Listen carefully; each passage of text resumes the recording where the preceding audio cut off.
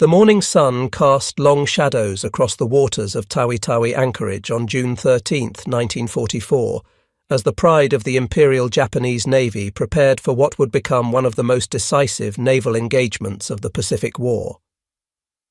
Among the warships assembled in this remote corner of the southwestern Philippines, the aircraft carrier Shokaku stood as a testament to Japanese naval engineering and ambition. Her flight deck, stretching nearly 850 feet, had launched the aircraft that attacked Pearl Harbor 30 months earlier. Now, she was about to embark on her final voyage, though neither her crew of 1,663 men nor their commanding officers could have foreseen the submarine that would seal her fate just 6 days later. Vice Admiral Jisaburo Ozawa watched from the bridge of his flagship as the combined elements of the first mobile fleet began their departure sequence. The formation was impressive by any standard. 3 fleet carriers, including Shokaku and her sister ships Zuikaku and Taiho, accompanied by an array of supporting vessels. The heavy cruisers Atago, Takao, Maya and Chokai took their screening positions, while 13 destroyers formed a protective ring around the capital ships. This represented the last great concentration of Japanese carrier power in the Pacific, a force that had once dominated the ocean from Hawaii to the Indian Ocean. The fleet's departure from Tawi-Tawi was not merely another sortie. It represented Japan's desperate gamble to reverse the tide of war that had turned decisively against them since Midway. As the anchor chains rattled up through the hawse holes and the great vessels began to move, thousands of sailors stood at their posts, unaware that within a week, over 1,200 of them would perish in the warm waters of the Philippine Sea. The destination was the Mariana Islands, where American forces had begun their assault on Saipan. The mission was nothing less than the destruction of the U.S. Pacific Fleet's carrier force. The strategic situation facing Japan in mid-1944 was catastrophic.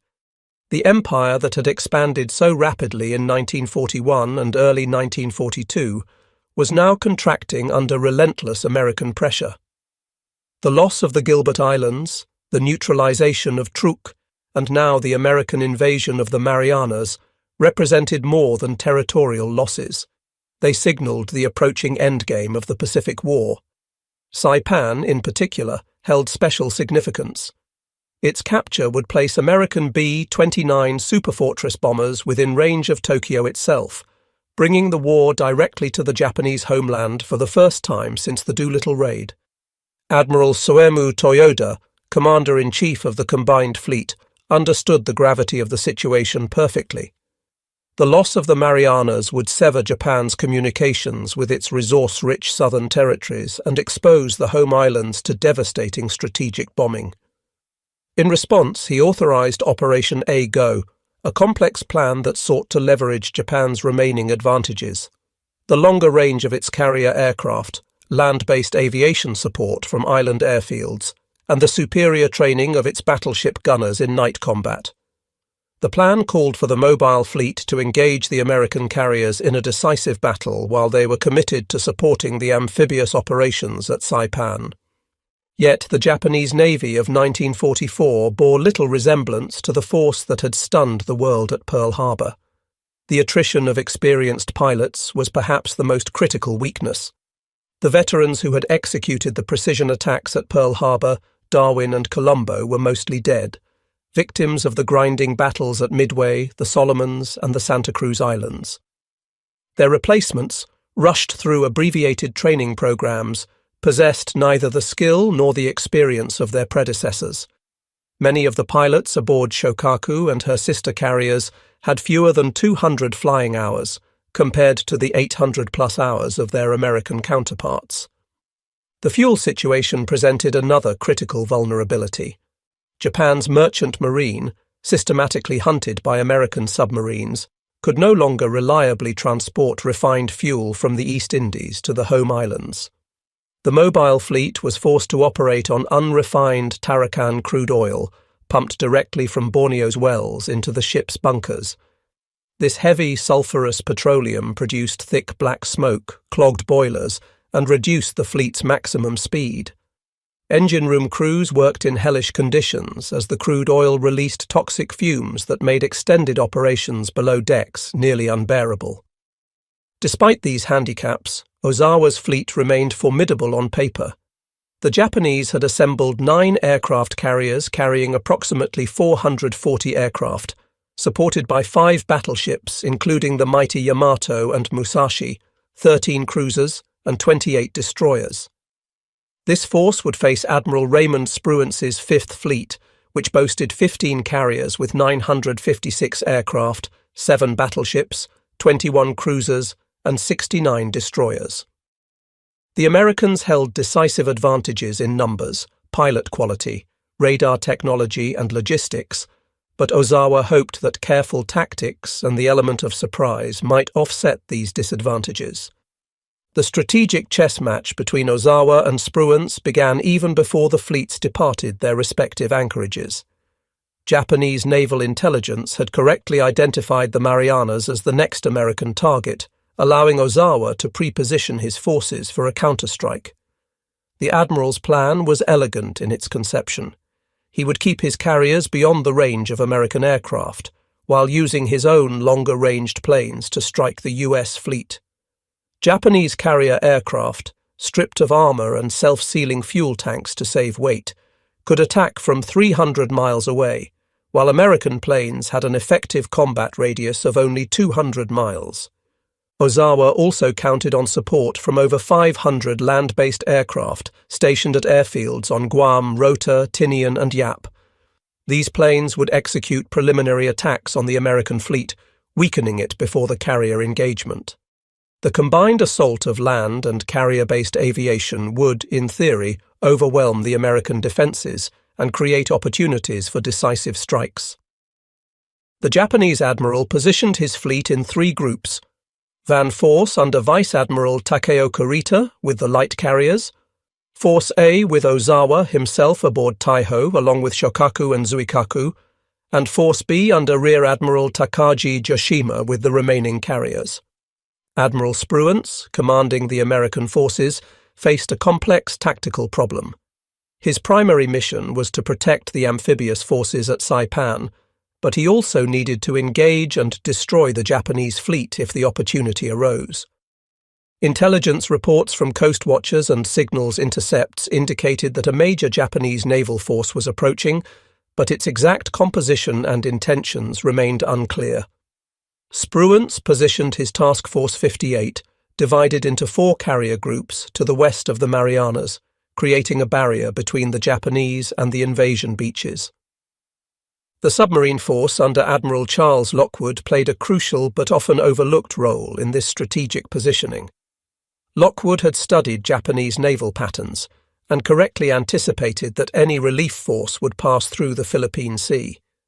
He positioned his submarines in a scouting line, creating what he called the NA line, a series of patrol zones that would serve as an early warning system. 4 submarines, Albacore, Bang, Finback, and Stingray, were positioned at precise coordinates, forming a net through which the Japanese fleet would likely pass. What Lockwood didn't anticipate was that another submarine, not originally part of his carefully planned deployment, would achieve one of the most significant victories of the submarine war. USS Kavala, on her maiden war patrol, was about to intersect with destiny. Her commanding officer, Lieutenant Commander Herman J. Kostler, had received orders to patrol east of the Philippines, but changing circumstances would soon place his boat directly in the path of Ozawa's advancing fleet. The USS Kavala, SS-244, represented the pinnacle of American submarine design in 1944. Built at the Electric Boat Company's shipyard in Groton, Connecticut, she was a Gato-class fleet submarine, one of 77 boats of her class that would serve as the backbone of the U.S. submarine force throughout the war. Laid down on March 4, 1943, and launched on November 14th of the same year, Kavala was commissioned on February 29, 1944, under the command of Lieutenant Commander Herman J. Kostler, a 36-year-old career naval officer from Ohio who had graduated from the Naval Academy in 1930. At 311 feet, 9 inches in length and displacing 1,526 tons on the surface, Kavala was a formidable weapon of war. Her pressure hull, constructed of high tensile steel, could withstand depths of up to 400 feet, though her test depth was listed at 300 feet. Powered by 4 Fairbanks Morse diesel engines generating 5,400 horsepower on the surface, and 4 General Electric motors producing 2,740 horsepower when submerged, she could achieve speeds of 20.25 knots surfaced and 8.75 knots submerged. Her range was equally impressive, 11,000 nautical miles on the surface at 10 knots, though this was reduced to 48 hours at 2 knots when operating on battery power underwater. The submarine's primary armament consisted of 10 21-inch torpedo tubes, 6 forward and 4 aft, with storage for 24 Mark 14 or Mark 18 torpedoes. Each Mark 14 torpedo was 20 feet, 6 inches long, weighed 3,280 pounds, and carried a 643-pound Torpex warhead capable of breaking the back of all but the most heavily armoured warships.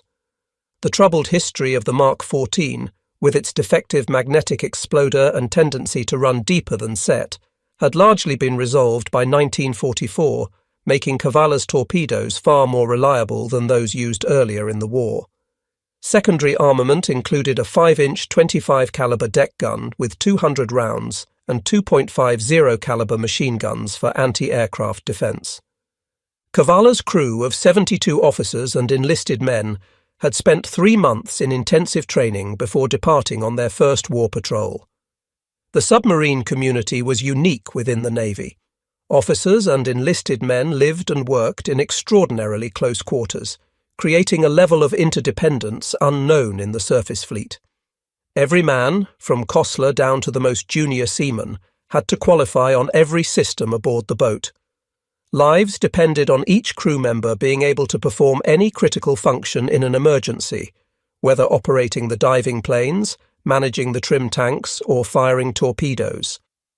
The boat's technology represented the cutting edge of submarine warfare.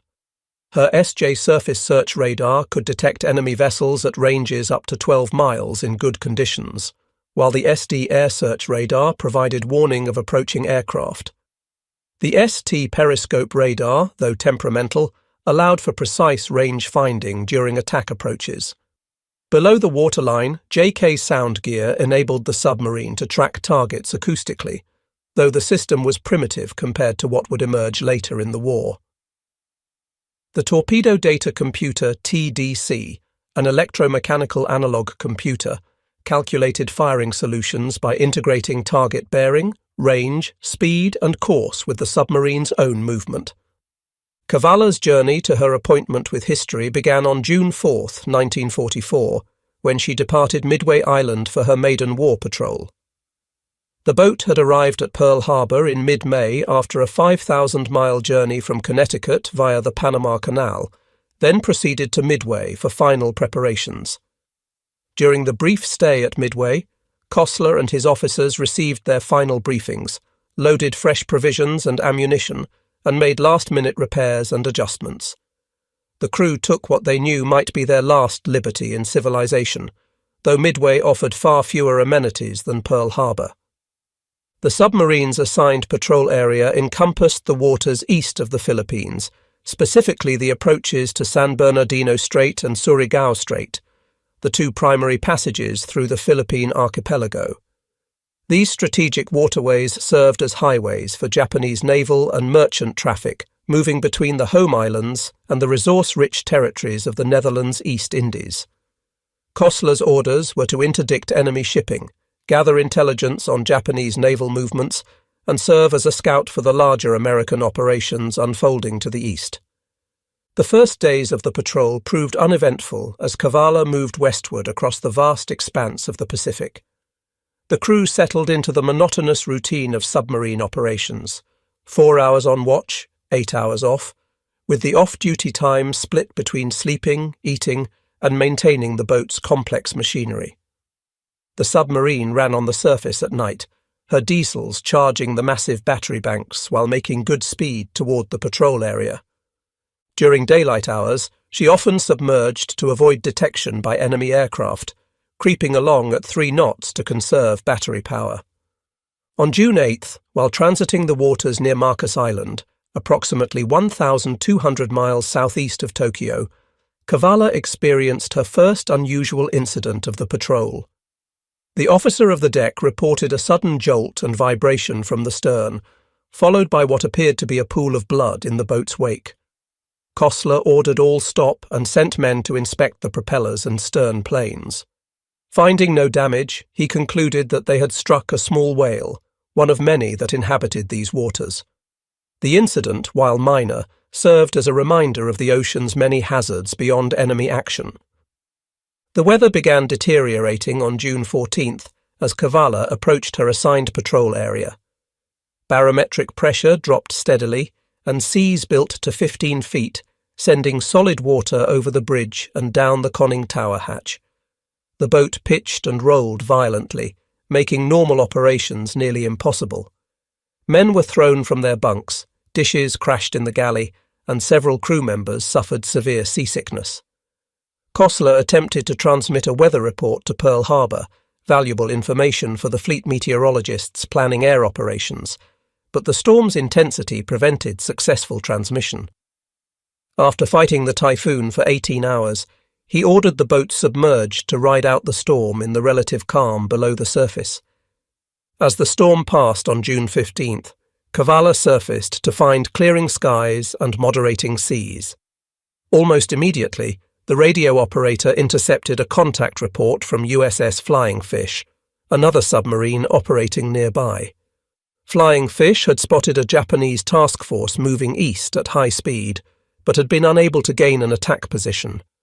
The sighting electrified Kavala's crew. Major Japanese fleet units had been scarce since the battles of 1942, and the opportunity to engage capital ships was exactly what every submarine commander dreamed of. Kostler immediately ordered a course change to intercept the reported contact and increased speed to 17 knots, pushing the diesels hard despite the still rough seas. He made contact with USS Pipefish, also responding to Flying Fish's report, and the 2 submarines agreed to conduct a coordinated search. They would separate by 20 miles and sweep along the enemy's projected track, doubling their chances of making contact. Throughout the night of June 15th to 16th, lookouts strained their eyes searching for the distinctive silhouettes of Japanese warships, while the radar operator continuously swept the SJ scope for electronic contacts. Dawn on June 16th brought disappointment. Despite covering over 200 miles during the night search, neither submarine had found the Japanese task force. Kostler reluctantly concluded that the enemy had either changed course or increased speed beyond his calculations. He ordered Kavala back to her assigned patrol area, but the brief taste of potential action had energized the crew. Every man aboard now knew that major Japanese fleet units were operating in their vicinity, and the chance for a significant engagement had increased dramatically. Just before midnight on June 16th, the SJ radar detected multiple contacts to the southwest. The operator reported what appeared to be 5 or 6 vessels moving at moderate speed. Kostler rushed to the conning tower and studied the radar display. The formation looked like a convoy, 2 large contacts that could be tankers or cargo ships, escorted by 3 or 4 smaller vessels, probably destroyers or escort vessels. This was exactly the type of target submarines were expected to engage, and Kostler ordered battle stations as Kavala began her approach. The attack approach proved frustrating. The Japanese escorts were alert and aggressive, constantly pinging with active sonar and making random course changes. Every time Kavala maneuvered into a favorable position, a destroyer would suddenly turn toward them, forcing Kostler to go deep and evade.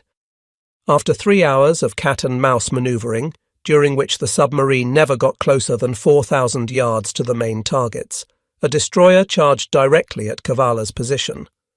Kostler ordered an emergency dive to 300 feet, rigged for silent running, and waited as the escort passed overhead, the sound of its screws clearly audible through the hull.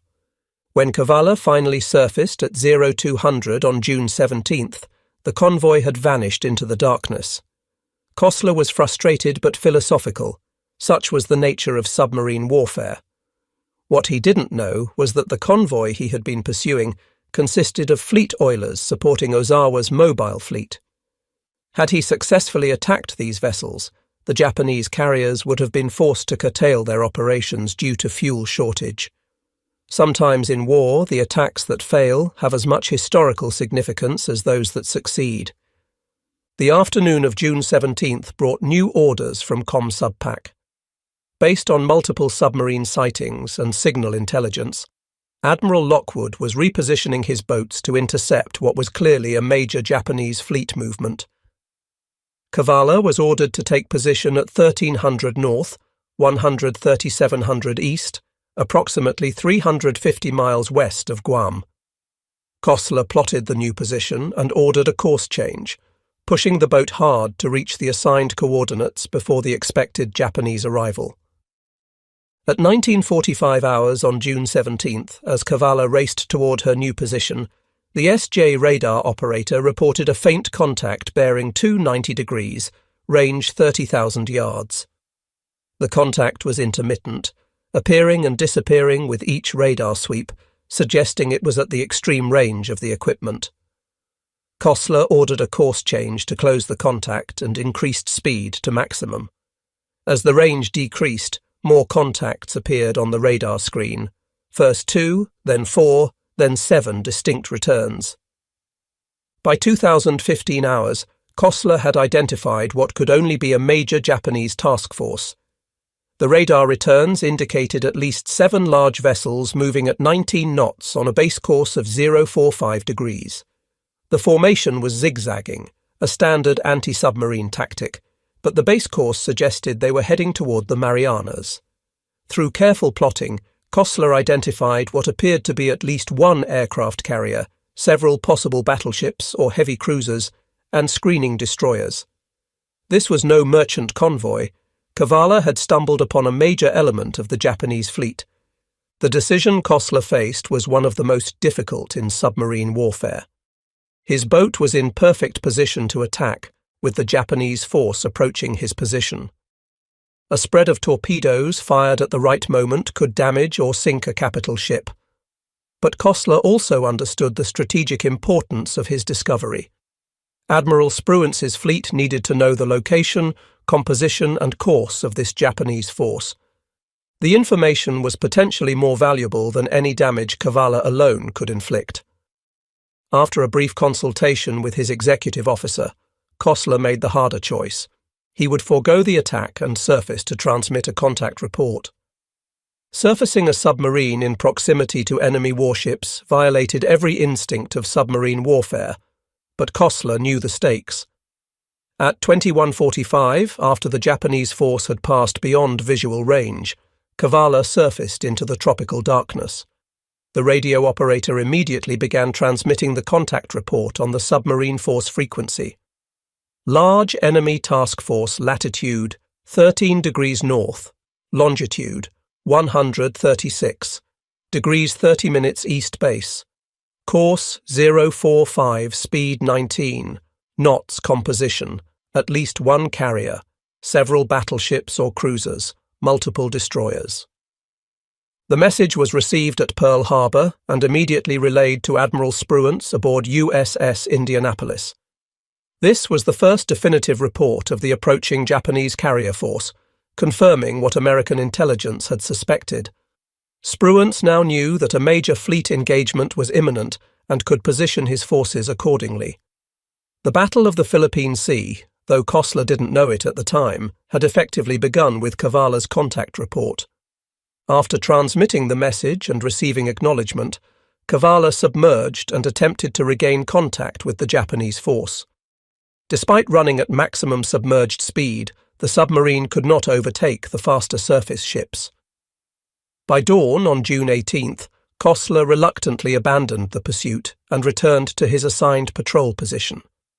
The crew was disappointed at missing an attack opportunity, but Kossler assured them that their contact report had been invaluable to the fleet. Little did they know that their most significant contribution was yet to come. Throughout June 18th, Kavala remained submerged during daylight hours, surfacing only briefly after dark to receive radio traffic and recharge batteries. The airwaves were alive with encrypted messages as American and Japanese forces maneuvered for position. Kosler could sense that something major was developing, but had no clear picture of the larger battle. His orders were to maintain position and attack any enemy vessels that entered his patrol area. The crew spent the day conducting routine maintenance, checking torpedoes, and preparing for action they sensed was imminent. At 03:45 on June 19th, the quiet routine was shattered when a low-flying aircraft passed directly over the submarine.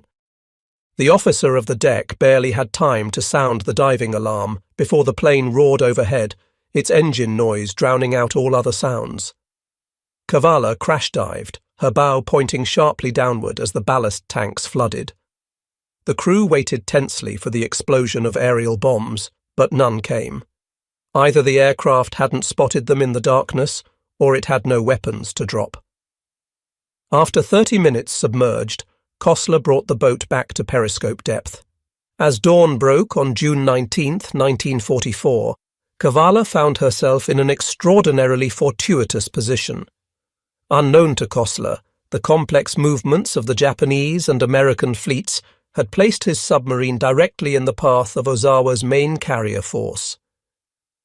The Japanese admiral, believing his position still undetected, had launched his first strike wave against the American carriers at 0830. Now, as these aircraft departed, the Japanese carriers turned into the wind to recover their combat air patrol and prepare for subsequent launches. At 10:48, Kavala's sound operator reported high-speed screws bearing 070 degrees. Kosler raised the periscope for a brief observation and immediately ordered it lowered. On the horizon he had spotted the pagoda-style masts characteristic of Japanese warships. He ordered battle stations submerged, and the crew rushed to their combat positions with practiced efficiency. The torpedo room crews checked their weapons one final time, the diving officer fine-tuned the boat's trim, and the plotting party prepared to develop a firing solution. At 10:52, Kosler made his second periscope observation. This time the view took his breath away. A large aircraft carrier, accompanied by at least one heavy cruiser and several destroyers, was approaching from the northeast at approximately 20 knots. The carrier was recovering aircraft, with planes circling overhead waiting their turn to land. The flight deck was crowded with aircraft that had already recovered, their wings still extended. Kosler estimated the range at 12,000 yards, too far for an effective torpedo attack, but the carrier's course would bring it much closer. The next 15 minutes required exceptional submarine handling. Kosler needed to maneuver Kavala into an optimal firing position without being detected by the screening destroyers. He could only afford brief periscope observations, as the escorts were actively searching for submarines. The TDC operator continuously updated the firing solution based on Kosler's observations and the sound bearings provided by the sonar operator. The carrier was identified as a Shokaku-class vessel based on its distinctive profile, the small island structure offset to starboard, the massive flight deck, and the unique arrangement of anti-aircraft guns. At 11:10, Kosler made what he intended to be his final observation before firing. The carrier, now positively identified as either Shokaku or Zuikaku based on the pagoda mast and flight deck configuration, was at a range of 5,000 yards and closing. The angle on the bow was nearly perfect for a broadside shot. However, the destroyer Urikaze was moving into a position that would block the torpedo run. Kosler had to make a split-second decision: wait for the destroyer to clear and risk losing the shot, or fire immediately and hope the destroyer didn't interfere with the torpedo tracks. At 11:18, with Shokaku at a range of 1,200 yards, Kosler made his decision. "Fire one," he commanded, and the first torpedo left Kavala's number 1 tube with the characteristic shudder and high-pressure air discharge. At 8-second intervals, 5 more torpedoes followed, spreading in a fan pattern calculated to ensure at least some hits, regardless of any last-minute course changes by the target. The torpedo run was set for 15 feet, shallow enough to strike above the carrier's armour belt, but deep enough to avoid surface turbulence. Even as the sixth torpedo was leaving its tube, Kostler ordered, "Take her deep, flood negative, full dive on the bow planes." Kavala's bow angled sharply downward as tons of water flooded into the negative tank. The submarine was passing 100 feet when the first explosion resonated through the water, a deep, satisfying boom that brought smiles to the crew's faces despite their precarious situation. 8 seconds later, a second explosion, then a third. Kostler had hoped for 4 hits, but 3 was an excellent result against a manoeuvring target. Aboard Shokaku, the first indication of danger came when a lookout spotted torpedo wakes approaching from starboard. The officer of the watch immediately ordered full right rudder and emergency speed, but it was too late. The first torpedo struck amidships at frame 145, tearing a massive hole in the hull and flooding the No. 3 boiler room. The second hit further forward, destroying aviation fuel bunkers and starting fires among the aircraft parked on the hangar deck. The third torpedo struck near the forward elevator, causing it to jam in the raised position and rendering flight operations impossible. The carrier immediately took on a severe list to starboard as thousands of tons of water poured through the gaping holes in her hull. Damage control parties struggled to contain the flooding, but the situation was complicated by the aviation gasoline fires spreading through the hangar spaces. The ship's commanding officer, Captain Matsubara Hiroshi, ordered counterflooding to correct the list, but this only reduced the carrier's reserve buoyancy. Within minutes of the torpedo strikes, Shokaku had slowed to 12 knots and was clearly in mortal danger. Back aboard Kavala, the celebration was short-lived. 2 minutes after firing, the first depth charges detonated above and behind the submarine. The Japanese escorts had either detected the submarine's periscope or traced back the torpedo wakes to their point of origin. Now began a deadly game of cat and mouse as Kavala went deep and silent, trying to evade the destroyers hunting her. The submarine passed 300 feet, approaching her test depth, as more depth charges exploded in patterns around her estimated position. The depth charge attack was methodical and relentless. The Japanese destroyers worked in coordination, one maintaining sonar contact while the other made attack runs. The charges were set to detonate at varying depths, creating a 3-dimensional kill zone that Kavala had to somehow evade. At 11:35, a pattern of 6 charges detonated so close that cork insulation rained from the overhead, light bulbs shattered, and the submarine's hull groaned under the pressure waves. Kostler ordered silent running, shutting down all non-essential equipment to reduce noise signature. The crew removed their shoes, moving about in stocking feet to minimize sound. The air conditioning was secured, and within minutes, the temperature inside the submarine began rising toward unbearable levels. Men stood at their stations sweating profusely, breathing shallowly to conserve the increasingly stale air. In the manoeuvring room, electricians watched the battery gauges slowly decline, calculating how long they could maintain submerged operations.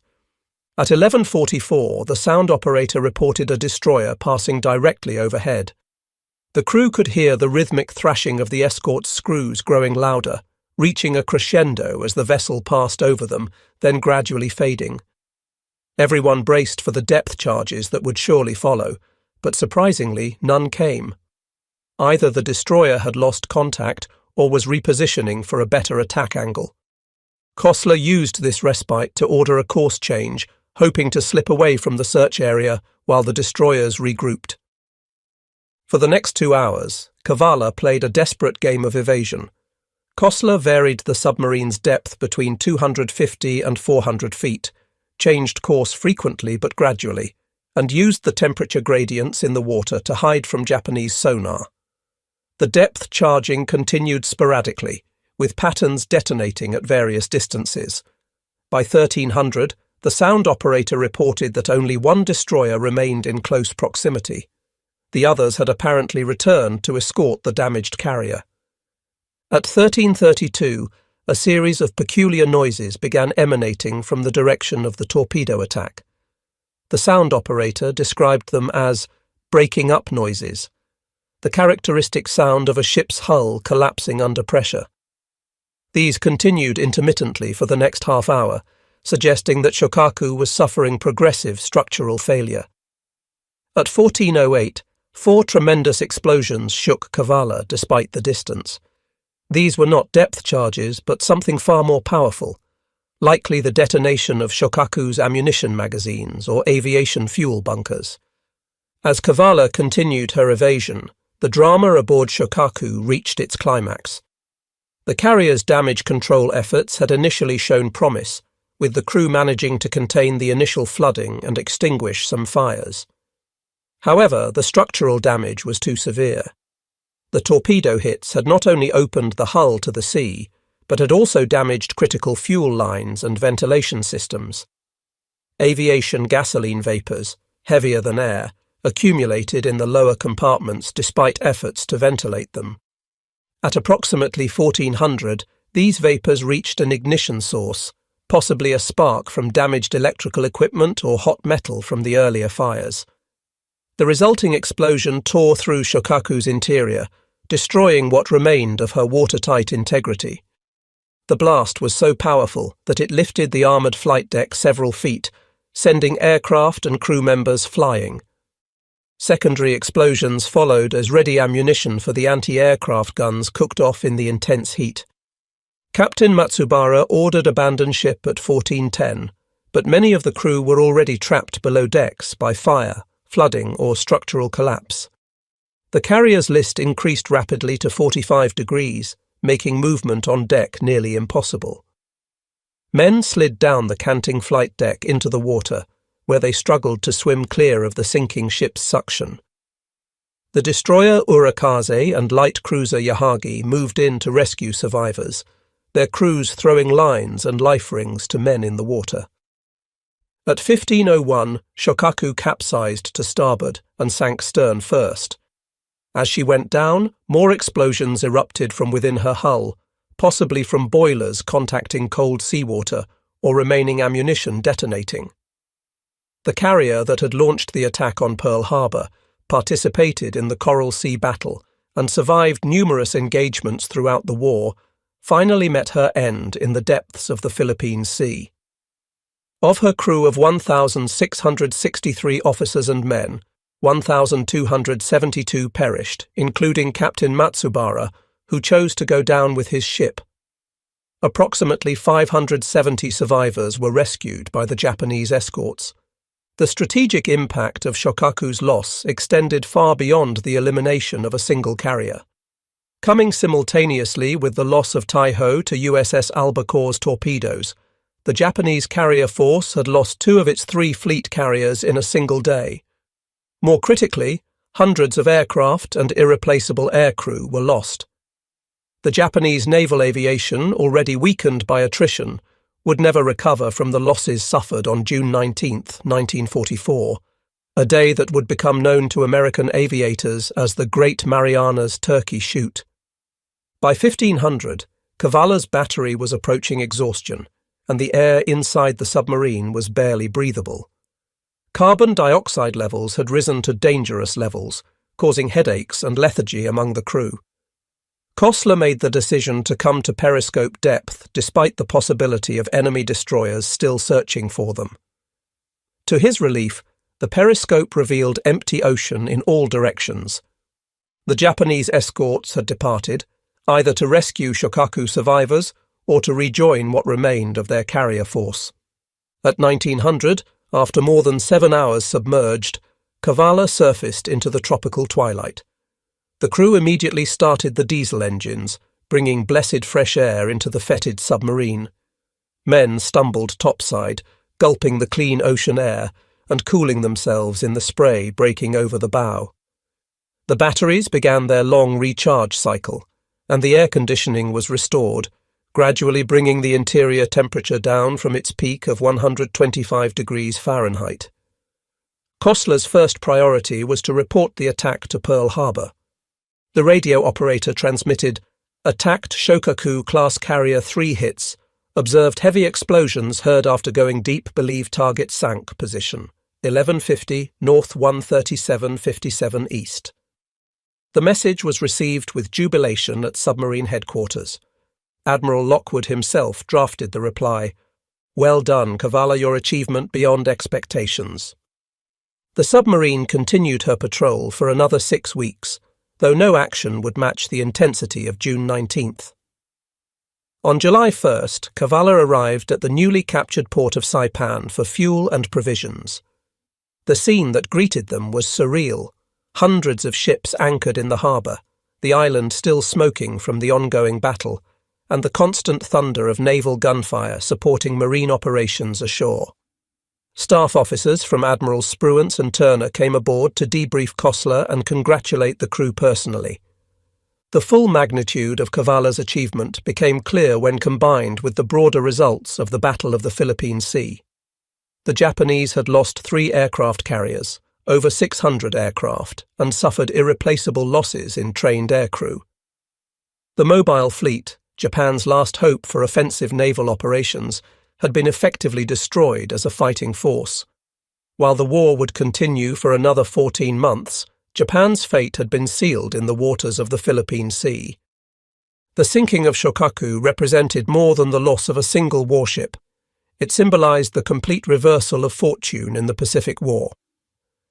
The carrier that had launched the surprise attack on Pearl Harbor, participating in Japan's stunning early victories, had been destroyed by a submarine from the nation she had helped awaken to war.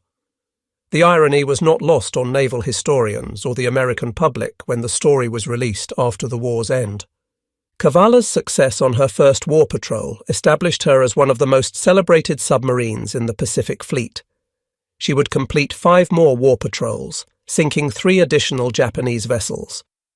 The exact tonnage of her subsequent victories varies in different records, but her most significant achievement remained that single spread of torpedoes fired on June 19, 1944. Lieutenant Commander Kosler was awarded the Navy Cross for his actions, and Kavala received the Presidential Unit Citation for her first patrol. The submarine's achievement must be understood within the broader context of the submarine war against Japan. American submarines, comprising less than 2% of the U.S. Navy's personnel, accounted for 55% of all Japanese maritime losses during the war.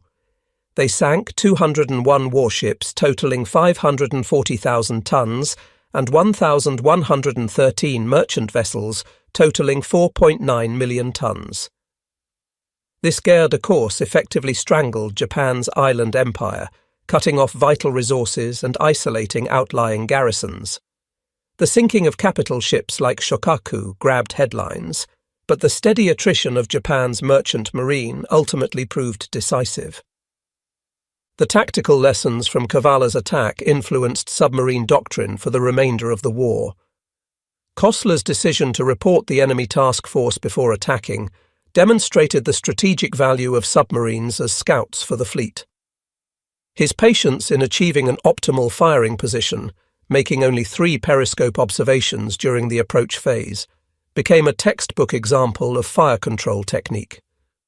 The successful evasion of the subsequent depth charge attack validated American submarine construction techniques and damage control training. Post-war analysis revealed interesting discrepancies between American and Japanese accounts of the attack.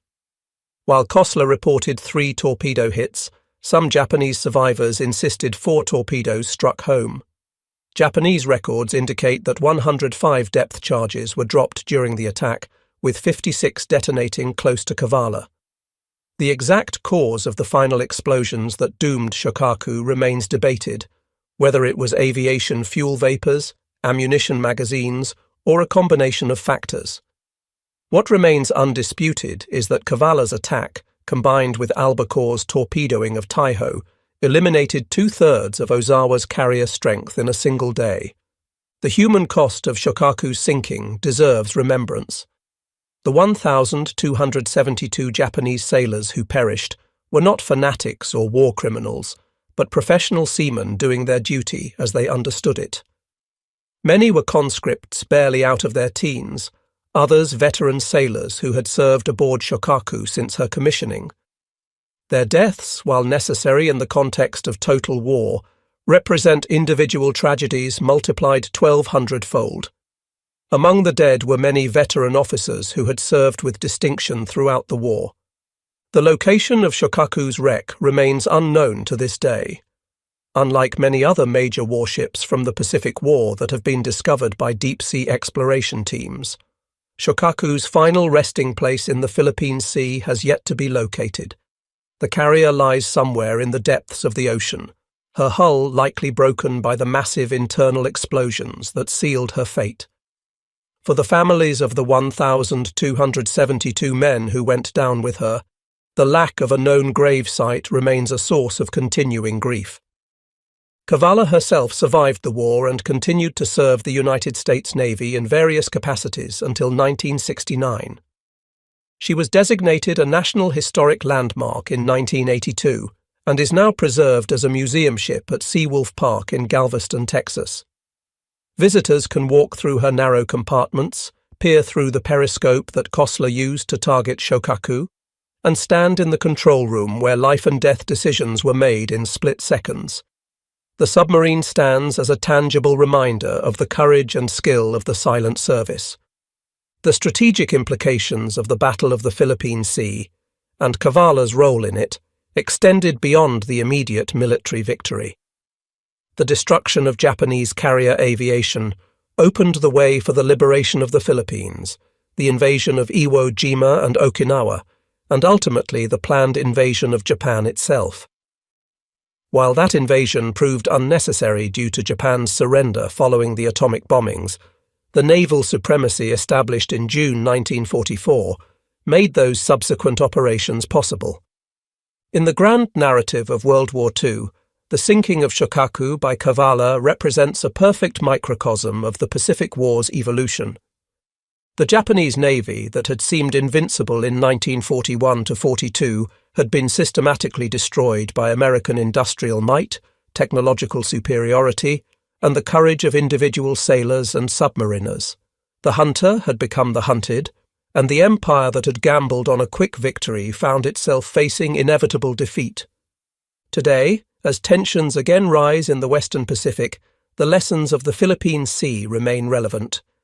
The importance of submarine warfare, the value of intelligence and reconnaissance, the critical nature of trained personnel, and the decisive impact of technological advantage all echo through the decades.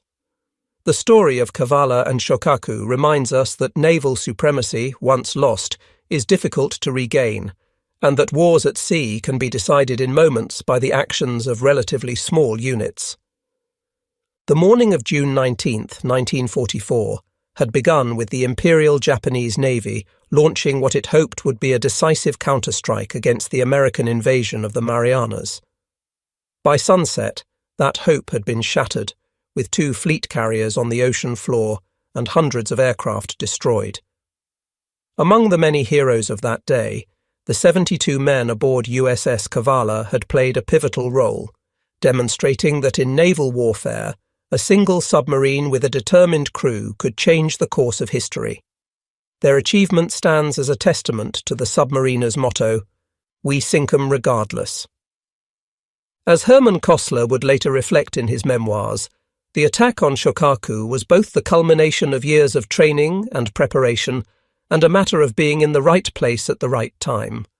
But as the great Admiral Chester Nimitz observed, luck is frequently the reward of those who are prepared to take advantage of opportunities. Kavala was prepared, the opportunity presented itself, and the result was one of the most significant submarine attacks of the Second World War. The submarine that had left Groton just months earlier as another boat in the Gato class had earned her place in naval history, writing her name in the annals of the silent service with torpedoes rather than ink.